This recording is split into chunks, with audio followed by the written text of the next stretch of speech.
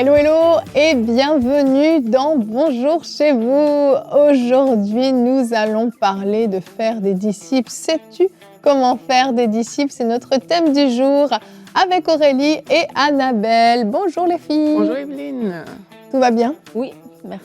Il y en a une qui dit bonjour et une qui dit si elle va bien. Un beau travail d'équipe, Aurélie. Je pense que cette émission va aller loin. Oui, Je me sens complémentaire. Bonne disciple. exactement. Donc aujourd'hui, on parle de comment faire des disciples. La Bible nous enseigne de faire des disciples. On va en parler aujourd'hui. Et Annabelle, tu vas répondre à une question dans Page d'heure. J'ai une question tout à l'heure. Suis-je un mauvais chrétien si je n'évangélise pas? Oui, Toute une question. Oui, toute une question. Et comme Frank, j'ai pas vraiment d'intro à faire. D'accord. Du coup. Est-ce que tu vas nous mettre sous la condamnation? Non, pas du tout. Non, non, tu fais jamais ça, toi, Non. Annabelle. Mais face à certaines réalités, ceci dit. Ah, préparez-vous quand même. Différemment. Et Nadine viendra nous rejoindre en fin d'émission pour une rubrique culture et médias. Elle va nous présenter plusieurs plateformes de disciples-là. Donc on l'écoutera tout à l'heure en fin d'émission. Mais pour l'instant, on va commencer avec toi, Aurélie, dans la pensée du jour.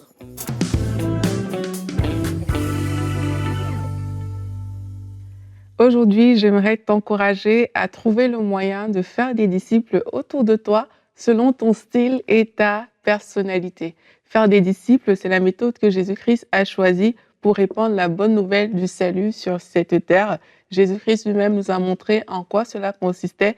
La Bible dit qu'il allait de lieu en lieu, il faisait du bien, il a choisi des personnes qu'il a enseignées, il a enseigné à ses disciples les réalités du royaume de Dieu. Et ces personnes, par la suite, elles aussi, sont allées dans le monde pour faire des disciples. Aujourd'hui, le relais nous est passé à vous comme à nous qui sommes ici. On a ce relais, mais quelquefois, on a des excuses qu'on présente pour ne pas faire des disciples. Et quelquefois aussi, on essaye de faire comme on a vu les autres faire et ça ne fonctionne pas forcément pour nous. Les grandes excuses que j'ai entendues quand j'étais responsable de l'évangélisation à l'époque, il y avait des raisons qu'on donnait pour ne pas faire des disciples. C'était, moi, je ne sais pas aborder des gens. Je n'aime pas sortir toute seule. J'ai pas le courage de parler. C'est des choses que j'ai souvent entendues. Et en fait, j'ai pu réaliser que beaucoup de personnes ont ce genre d'excuses, tout simplement parce que leur vision de l'évangélisation, c'est une vision qui sied à d'autres personnes plutôt qu'à elles-mêmes, en fait. Si toi, tu trouves la façon de faire qui te sied à toi, tu verras qu'il te sera plus simple, te sera plus facile de parler du Seigneur et tu pourras ainsi faire des disciples. Alors, ce que je recommande aujourd'hui, le but de mon encouragement, c'est de vous dire, vous n'êtes pas obligé de faire comme tout le monde. Plusieurs personnes vont dans les métros et c'est super si ça correspond à ce que le Seigneur a mis dans leur cœur. Mais si vous sentez que c'est pas ça que le Seigneur a mis dans votre cœur, vraiment, arrêtez-vous et que par le Saint-Esprit, vous puissiez mettre en place des choses qui seront faciles pour vous par rapport à l'évangélisation. Il y a peut-être, ce sera peut-être avec vos camarades, ce sera dans des cercles peut-être plus restreints, ce sera avec des personnes de votre entourage. Vous n'êtes pas obligé de courir, de crier dans les rues, d'aller dans le métro, de faire toutes ces choses. C'est des bonnes choses, mais si vous sentez que vous n'avez pas ça à l'intérieur de vous, faites autre chose. Et tout ça, c'est aussi pour vous dire que la première chose, ce qu'on veut voir, en fait, c'est cette volonté de faire plaisir à Dieu. C'est cette volonté de vouloir répondre à cet appel que le Seigneur nous a donné à nous tous en tant que ses enfants. Il a dit, allez et faites de toutes les nations des disciples. C'est lui qui nous a demandé de faire ça. Et quand tu as cette volonté dans le cœur, tu vas voir que malgré tes faiblesses, le Saint-Esprit va pouvoir t'utiliser. Ce n'est pas toi qui es engagé lorsque tu fais l'évangélisation. C'est vraiment le Saint-Esprit qui est là, qui prend le relais. Ta part, ce qu'on te demande de faire, toi, c'est de t'ouvrir pour être cet instrument par lequel le Seigneur va passer. Et peut-être, tu seras appelé, je réfléchissais quand je faisais ma pensée, je me disais, peut-être certaines personnes, tu vas aller dans ton quartier, tu vas peut-être envoyer des lettres, et c'est peut-être par là que les gens seront touchés. D'autres personnes, peut-être vous allez faire un gâteau, vous allez aller sonner chez vos voisines, vous allez commencer par être gentil, et puis de fil en aiguille, vous allez parler du Seigneur comme ça. D'autres personnes, ça va se passer à tellement d'endroits différents. le plus important, c'est d'avoir cette volonté, c'est d'avoir ce cœur, de laisser le Saint-Esprit se saisir de nous. Et oui, parfois, enlever nos propres excuses. Il faut poser un acte de foi aussi lorsqu'on parle d'évangélisation et l'Esprit de Dieu fera le reste. Amen. Merci Aurélie. C'est important dans ce domaine-là, je pense, de toujours être prêt parce qu'on ne sait jamais quelle opportunité Dieu mettra sur notre route. Et il y a des fois, c'est ça, c'est décision de dire je sors, je vais évangéliser, c'est spontané, donc là forcément on est prêt, puisque ça a été anticipé, ça a été planifié, mais dans certains cas, il y a des choses comme ça qui vont nous tomber dessus, des personnes tout à coup qui vont nous parler, qui vont s'asseoir à côté de nous sur un banc ou quelqu'un à la caisse d'un magasin ou de toutes sortes de façons, une opportunité qui se présente à nous. Et là, si on n'est pas prêt, en fait, on est pris de court. Puis après, on a tendance à regretter. Ah, j'aurais dû dire ça. Ah, si seulement je lui avais parlé de ça. Et puis là, on s'en veut et on se retrouve sous un joug de culpabilité en plus. Mais si on est toujours prêt et avec cette attitude de dire, Seigneur, aujourd'hui, si tu mets quelqu'un sur ma route, ou bien même lui demander, certains vont même lui demander, mets des personnes sur ma route, c'est encore mieux. Mais que je sois prêt, que je sois prête à pouvoir aller apporter le message comme tu veux que je le fasse, comme tu l'as prévu, un message qui va toucher le cœur de la personne directement, sans se mettre non plus une pression, mais juste avoir cette attitude d'être prêt et bien disposé. Et comme tu disais Aurélie, il y a différentes façons de pouvoir le faire. Et ça, c'est quelque chose qui aide beaucoup quand on l'apprend, quand on le découvre, parce que c'est comme la louange ou l'adoration, peut-être que tu connais qu'un style et puis tu comprends pas pourquoi toi, tu n'es pas à l'aise avec ça. Et avec l'évangélisation, si on est dans une église qui évangélise tout le temps de la même façon, avec le porte-à-porte, et on se dit, mais moi, je suis pas à l'aise, c'est pas normal, etc. Puis en fait, ça en fait partie, le porte-à-porte, aller dans les rues. Moi, je trouve ça très bien de le faire au moins une fois dans sa vie, parce que ce sont des bons exercices. Et puis, il y a des gens qui ont cette grâce d'aller dans les rues tout le temps, toutes les semaines. Mais il y a d'autres personnes aussi qui sont très efficaces dans l'évangélisation, mais avec, comme tu dis, quelqu'un qui s'assoit à côté d'eux dans les transports. Ils vont pas à la rencontre des gens, mais les gens viennent à eux et ils ont vraiment la parole. Ils savent raconter leur témoignage. Ils savent comment présenter Jésus facilement, rapidement. Et ça peut être là ou ça peut être au travail, dans la famille et tout. Moi, ça m'épate parce que moi, je trouve pas ça toujours facile, mais ça m'épate, moi, quand je suis avec des personnes qui le font aussi naturellement. Ils commandent un café et en même temps, ils annoncent l'évangile. C'est comme alors que toi, si tu le sors, ça va comme sortir tout bizarre. Mais eux, c'est hyper naturel. Et puis, moi, c'est aussi en étant en contact de personnes comme ça que je me suis dit, ah, mais en fait, j'évangélise, mais j'évangélise pas forcément en allant dans les rues. Et à la fois, ça t'enlève le sentiment de condamnation, mais ça te permet de te dire, oui, je peux évangéliser de d'autres façons. Et puis, j'ai plus d'excuses non plus pour ne pas le faire parce que tous les moyens, entre guillemets, les moyens sont très vastes. Je vais plutôt le dire comme ça. C'est vrai que les moyens sont vastes et c'est pour ça que, comme je disais dans la pensée, le plus important, c'est d'avoir la volonté d'y aller, en fait. Parce que ce qui se passe aussi, c'est que quand on n'a pas cette volonté, l'excuse est trop présente, justement parce que peut-être la façon dont on voit les choses être faites ne cadre pas avec notre type de personnalité. Et c'est important d'avoir cette volonté dans le cœur. Et quand tu es volontaire, c'est pas juste un simple désir, c'est pas juste ah oui, j'aimerais bien évangéliser et puis on s'arrête là. Non, ça doit être quelque chose de plus profond que ça. De la même manière que tu es volontaire pour aller au travail, qu'il neige, qu'il pleuve et tout, tu vas te lever pour le faire. C'est beau cette motivation, Aurélie. Non, mais c'est façon de dire qu'on doit retrouver ce type de volonté à l'intérieur de nous. Pas quelque chose qui est contraignant forcément, mais ça doit te donner assez de force pour que ça doit être quelque chose de fort pour que tu puisses te lever en fait pour le faire. Et c'est important de le réaliser. Et comme Evelyne disait, d'être prêt parce que tu sais pas sur qui tu vas tomber, tu sais pas ce qui va se passer. Il y a tellement de choses qui sont possibles en fait. Et parfois, ça ne sortira pas forcément comme toi, tu l'as pensé ou tu l'as répété dans ta tête. Tu vois, tu savais que oui, je vais venir, je vais parler comme ci, comme ça. Parfois, ce ne sera pas ça. Parfois, quelqu'un va venir te demander, je ne sais pas, quelque chose dans la rue, une information. Et ce sera ça ta porte d'entrée à toi, en fait. Donc, il faut juste avoir cette forte volonté. Après, par rapport à ce que tu disais, Annabelle, il y a aussi des gens qu'il va falloir se faire violence pour sortir. Oui, c'est sûr. Il va falloir que tu prennes ce pas. Et la meilleure façon pour toutes les personnes qui ont peur, peut-être vous nous écoutez aujourd'hui, vous vous sentez que oui, dans la rue, vous devez y aller et vous avez peur. la meilleure façon de combattre votre peur, c'est de sortir.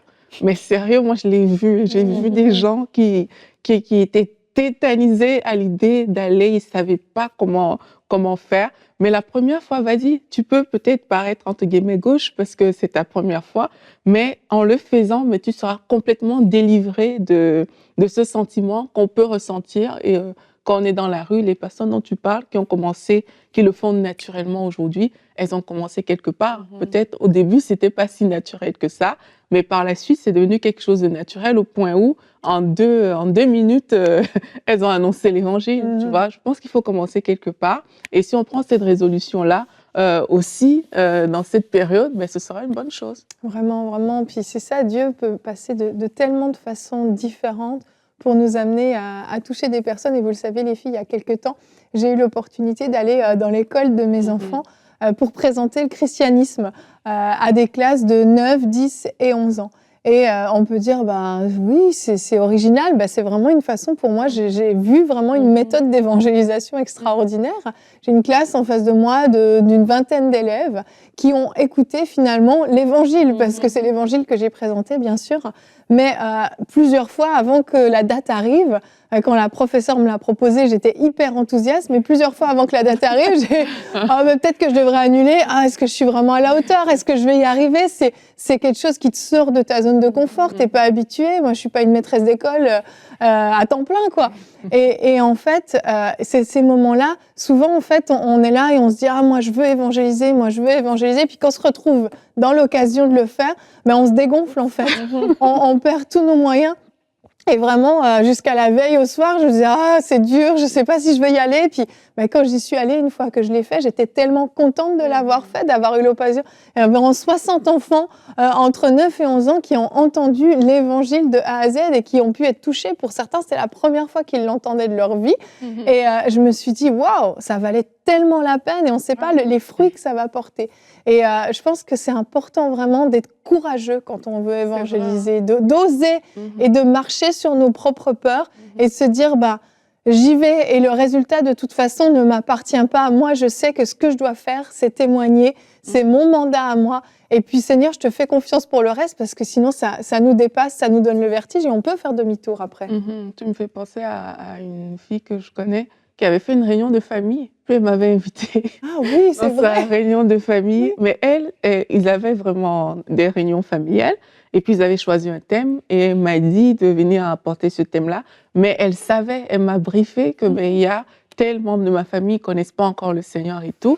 Et quand on est arrivé, on a parlé du sujet. Et puis, mon premier point dans le sujet, c'était si vous voulez aller là, la condition, c'est vous avez besoin du Seigneur Jésus pour vous y amener, en fait. Et dans cette famille-là, je ne sais plus exactement comment ils étaient, mais il y a plus de la moitié qui avait accepté Jésus ce jour-là, comme ça. Et on a prié ensemble. Et en fait, c'était un moyen. Tout ça, c'est pour le dire, c'est que c'était un moyen qu'elle avait choisi parce que ça brûlait dans son cœur d'annoncer l'évangile à sa famille. Et moi, je crois que quand on a cette envie dans le cœur, les moyens sont différents. Chacun va faire comme le Saint-Esprit lui met à cœur de faire. Mais le fait d'avoir déjà ce désir fort, ça va créer en fait une brèche quelque part. Tu vas trouver une façon de faire. S'il faut écrire une lettre à la main pour expliquer quelque chose à quelqu'un, tu vas le faire. Parce que c'est le moyen que tu vas trouver dans ton cœur. Et il faut qu'on soit ouvert à ça, en fait. Il faut que ce désir grandisse à l'intérieur de nous. Là, je me parle à moi-même. Il faut que le désir d'évangéliser grandisse à l'intérieur de chacun de nous au point où on cherche des moyens de le faire. Pas qu'on ait juste des excuses pour ne pas le faire, mais qu'on cherche vraiment des moyens de le faire dans l'environnement dans lequel Dieu nous a placés. Oui, tout à fait. Et une des choses que j'ai remarqué aussi, c'est que si on en parle, si on parle du salut des âmes et qu'on est dans un environnement où on nous en parle souvent, où nous-mêmes on en parle, ça reste, le feu reste allumé. Et c'est un feu qui est comme fragile quand même parce que ça nous sort toujours de notre zone de confort. Puis il y a, faut le dire, il y a un combat spirituel aussi autour de ça. Bien sûr. Et du coup, je veux aussi vous encourager à bien vous entourer. Et si autour de vous, il y a personne qui en parle, mais à écouter des messages ou fréquenter des personnes qui en parlent, parce que ça va stimuler un feu, ça va allumer un feu. Et quand ce feu est là, en fait, à un moment donné, on a ce désir d'y aller, on a le désir de parler. Et c'est là où c'est plus facile, entre guillemets, plutôt que d'y aller à froid. Oui. Parce que tu dis, OK, bon, là, on y va. Ça fait 6 mois que j'ai pas parlé de Jésus, 1 an que j'ai pas parlé de Jésus à une seule personne. Du coup, à chaque fois, c'est comme une première fois. Oui. Mais en fait, quand la machine se met en route, on voit que ça devient même un besoin. Mais la machine s'arrête facilement si on ne la nourrit pas. Et mais par contre, tant qu'elle est en marche, en fait, on a des yeux pour voir les perdus. On a des oreilles pour entendre des choses que on n'entend pas sinon parce qu'on est trop pressé, on veut pas les entendre. Et je crois que vraiment de garder ce cœur pour les perdus, c'est ce qui nous garde alerte et c'est ce qui nous garde disposés aussi à pouvoir témoigner, à pouvoir prêcher en tout temps, favorable ou non, pressé ou pas pressé. Amen, amen, c'est très très vrai ça. Et j'aimerais terminer ce temps de discussion avec notre verset du jour et après Annabelle, tu pourras répondre à la question. J'aurais dû attendre. J'aurais dû attendre quoi? J'aurais dû dire ça dans ma réponse. Oui. C'est vrai que tu as déjà un peu répondu à la question là. Tu as le temps de reformuler vite. Matthieu 4, 19, qui est notre verset du jour. Il leur dit, donc Jésus qui parle à des pêcheurs de poissons, il leur dit « Suivez-moi et je ferai de vous des pêcheurs d'hommes ». C'était des pêcheurs de poissons qui tendaient leur filet toute la journée pour récolter des poissons. Et Jésus leur dit « Désormais, vous allez être des pêcheurs d'hommes ». Et c'est ce que le Seigneur Jésus nous dit à nous aussi aujourd'hui. Il fait de nous des pêcheurs d'hommes. Il nous a appelés vraiment pour cette mission-là. Mais certaines fois, on l'a dit dans cette discussion, ça peut être difficile, ça peut être inconfortable et des fois, ça nous surpasse tellement qu'on n'arrive même pas à le faire. Et donc, j'en viens à notre fameuse question. C'est François du Canada, si je ne me trompe pas, qui a dit « Suis-je un mauvais chrétien si je n'évangélise pas ?» Annabelle, Alors, la condamnation va-t-elle tomber?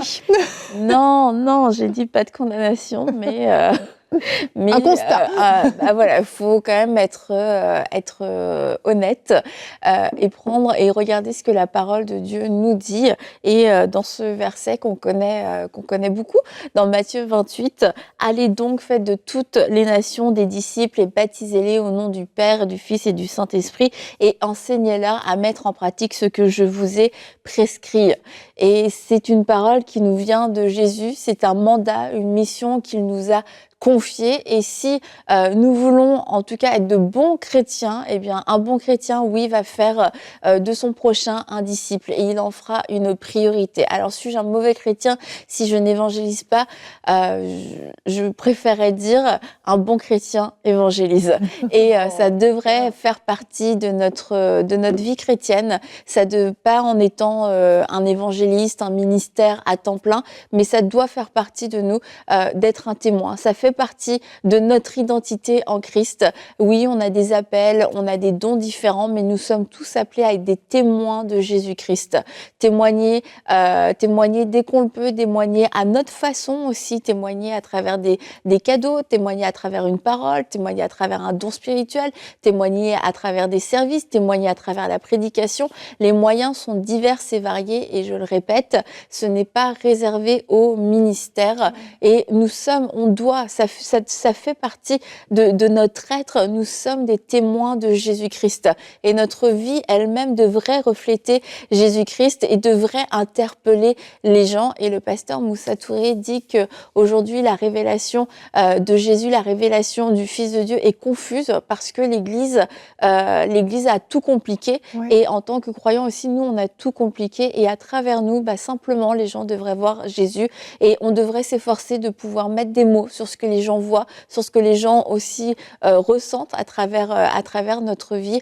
Alors oui, pour être un bon chrétien, nous devons être des témoins et ça doit être intentionnel parce que le temps, la timidité, quelquefois, la peur peuvent venir nous faire taire, venir essayer de nous ralentir, de nous empêcher de le faire. Et comme je l'ai dit, une fois qu'on perd cette habitude-là, c'est quelque chose qui est pas forcément facile à remettre en route. Alors aujourd'hui, c'est de se dire, oh, je suis un mauvais chrétien, j'évangélise pas. Non, c'est pas ça. C'est de se dire, moi j'aime le Seigneur et il m'a demandé de faire de toutes les nations des disciples. Alors je veux être ce témoin de Jésus-Christ. Je veux voir des gens se donner à Christ à travers ma vie. Je veux pouvoir être un témoin qui va parler, qui va pouvoir prier pour les gens et de passer au-dessus de ma peur pour pouvoir le faire et retrouver ce premier amour qu'on pouvait avoir parce que lorsqu'on a rencontré Jésus, la plupart du temps, on a ce désir de pouvoir parler de Jésus et on le fait maladroitement, on le fait quelquefois sans sagesse, mais on le fait. Et aujourd'hui qu'on a la connaissance, eh bien, utilisons cette connaissance pour pouvoir être des témoins avec sagesse, mais être des témoins, rester des témoins. La Bible dit, la connaissance rend orgueilleux, mais l'amour édifie. Alors n'utilisons pas la connaissance pour nous cacher, mais utilisons l'amour que nous avons pour le Seigneur pour être de bons témoins et de bons chrétiens. Merci beaucoup Annabelle pour cette réponse sans condamnation mais remplie de vérité. C'est très bien, merci beaucoup. C'est ça, pour terminer, vraiment en tout cas, que vous ne soyez pas sous un joug de condamnation, c'est vraiment pas le but de cette émission. Mais au contraire, en fait, que cette émission soit comme un stimulant pour vous permettre de poser des actions. Allez peut-être frapper à la porte de votre voisin, lui offrir une belle boîte de chocolat ou un bon petit gâteau que vous auriez fait juste pour faire connaissance, ouvrir la porte à peut-être quelques questions, quelques discussions, quelques échanges. Il y a plein de façons de faire qui sont quand même peu contraignantes, très simples, mais qui nous permettent de briller et jusqu'à, pourquoi pas, oui, faire des disciples. Et on le sait, faire des disciples, c'est pas juste témoigner, c'est bien sûr aller beaucoup plus loin. Annabelle, merci pour cette belle réponse. On va t'abandonner puisque tu vas laisser ta place à Nadine. Ok, bye. Tu as bien travaillé, tu as très bien travaillé, mais malheureusement, ton temps est fini dans cette émission. Je laisse ma place. On va accueillir Nadine pour la rubrique Culture et Médias.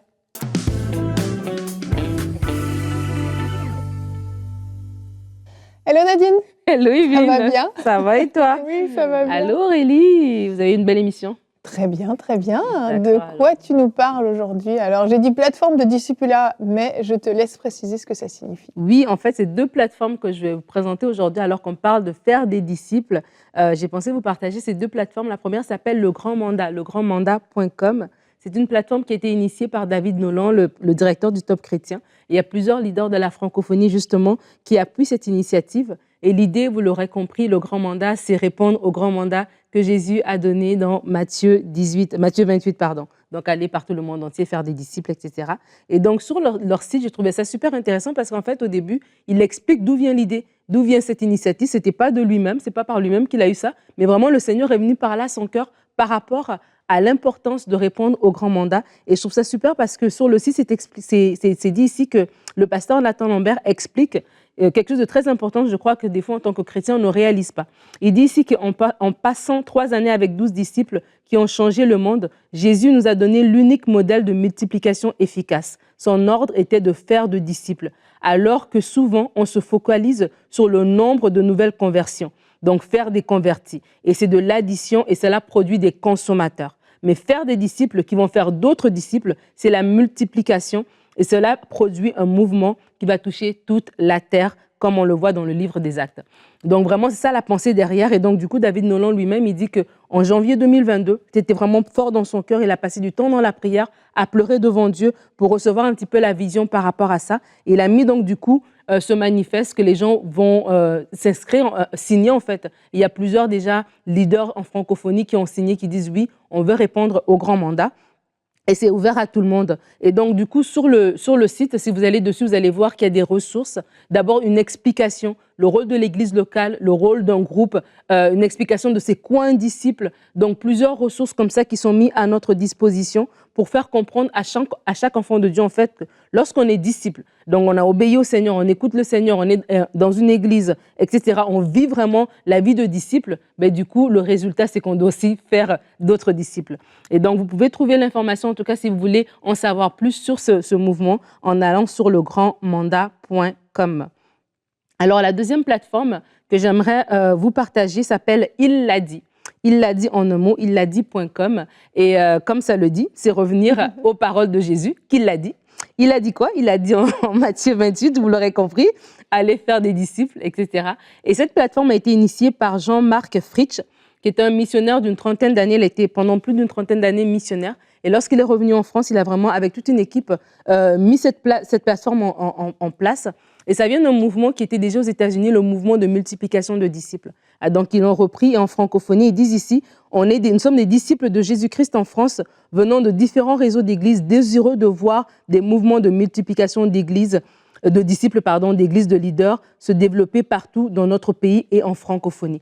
Donc, ils ont une plateforme de partage, d'échange de ressources, des communautés de pratiques interconnectées et des outils de la formation, du coaching. Vraiment, ils proposent des vidéos éducatives. Vous pouvez même aller sur YouTube. Ils ont une chaîne YouTube avec des vidéos éducatives sous forme de bande dessinée. Sur leur site, vous pouvez trouver des blogs. Ils offrent de la formation également pour accompagner les gens, pour être équipés dans cette dynamique dont j'ai parlé de mouvement de multiplication des disciples. Il y a aussi des temps de prière qui sont disponibles. Et vraiment, les responsables de cette plateforme disent tout simplement que si tous les croyants deviennent des faiseurs de disciples, la terre entière peut être touchée. Et je dis, amen. Hein? Bah oui. Gloire à Dieu. Voilà. Merci beaucoup, Nadine, pour ces deux belles plateformes.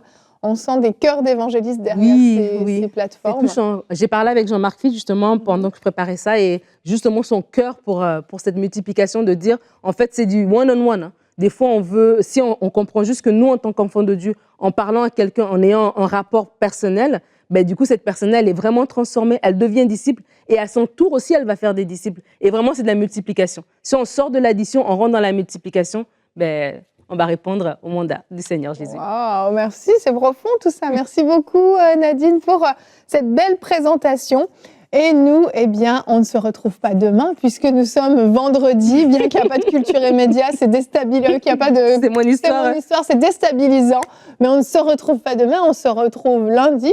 Ce week-end, tenez-vous prêts, vous ne savez pas qui Dieu va mettre sur votre route, quelle opportunité vous allez avoir, peut-être un repas de famille, peut-être que quelqu'un va se pointer dans votre vie et vous aurez l'opportunité de lui témoigner de cette merveilleuse et bonne nouvelle de l'Évangile. Je vous souhaite un très beau week-end, que Dieu vous bénisse et à lundi.